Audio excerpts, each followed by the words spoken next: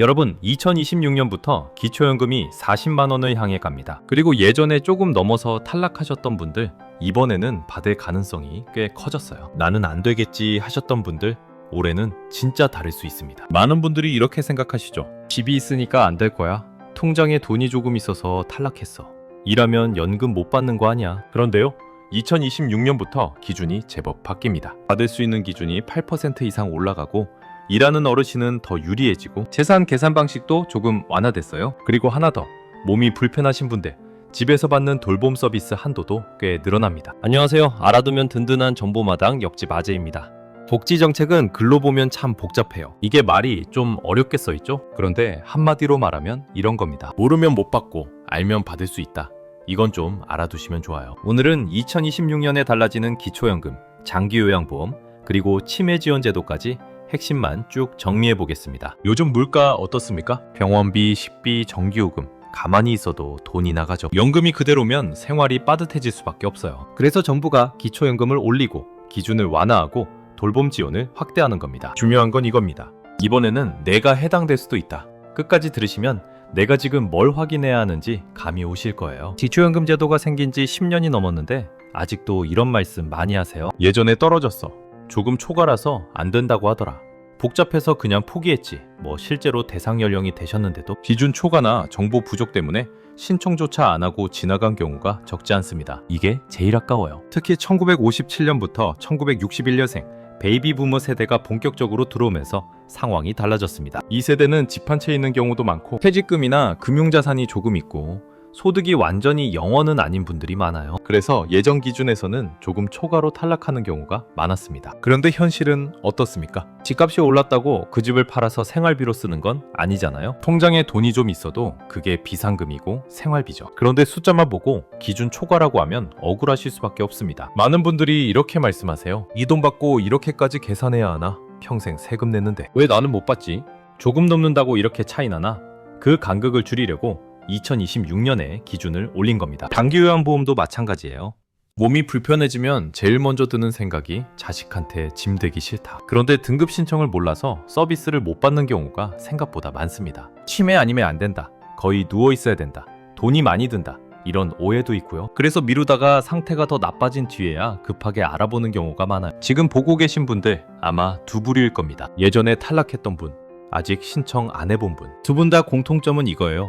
2026년에는 상황이 달라졌습니다. 이제 숫자로 한번 보겠습니다. 느낌이 아니라 기준으로 말씀드릴게요. 2026년 기초연금 선정 기준에 단독 가구는 월 소득 인정액 247만 원 이하, 부부 가구는 395.2만 원 이하입니다. 전년 대비 약 8.3% 오른 수치예요. 이게 말이 좀 복잡하죠. 한마디로 말하면 받을 수 있는 문턱이 꽤 올라갔다. 예전에 조금 초과로 탈락하셨다면 다시 확인해 볼 만합니다. 최대 수령액은 단독 가구 349,700원, 부부 가구 559,520원입니다. 물가 상승률이 반영됐고 2027년에는 40만 원까지 단계적으로 올리겠다는 방향이 잡혀 있어요. 또 하나 중요한 게 근로소득 공제입니다. 2026년 기준 근로소득은 116만 원은 먼저 빼고 계산합니다. 예를 들어 월급이 150만 원이면 116만 원을 빼고 남은 34만 원, 그중 70%만 소득으로 반영돼요. 일한다고 바로 탈락하는 구조는 아니라는 겁니다. 이건 좀 알아두시면 좋아요. 계산도 마찬가지입니다. 금융재산은 2천만 원을 기본으로 빼줍니다. 쉽게 말해 나라가 건드리지 않는 비상금이라고 보시면 됩니다. 대도시 주택은 1억 3,500만 원을 공제해줘. 집 하나 있다고 무조건 탈락.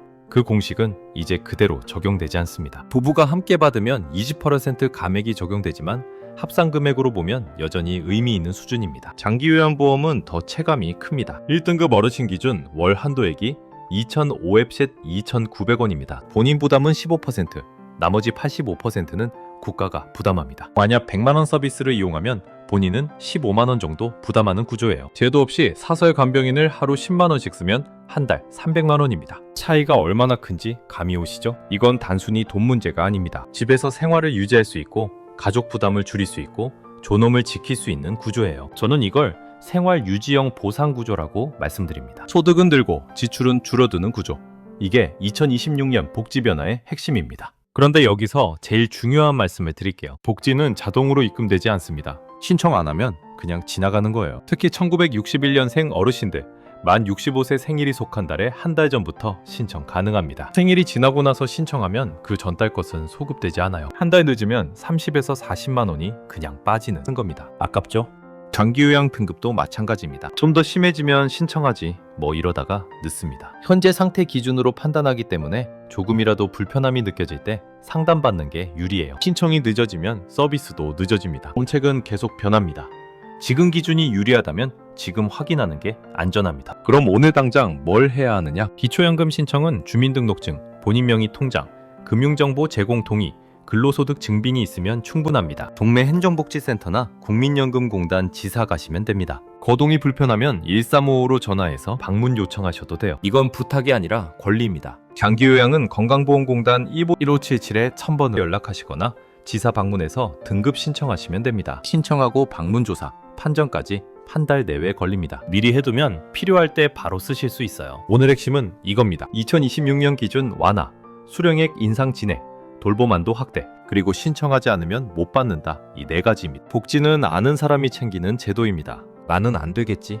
그 생각부터 조금만 내려놓으시면 좋겠습니다. 영상이 도움이 되셨다면 구독과 좋아요는 제게 큰 힘이 됩니다. 댓글에 확인해 보겠습니다. 한 줄 남겨주셔도 좋고 건강하시고 권리는 꼭 챙기세요.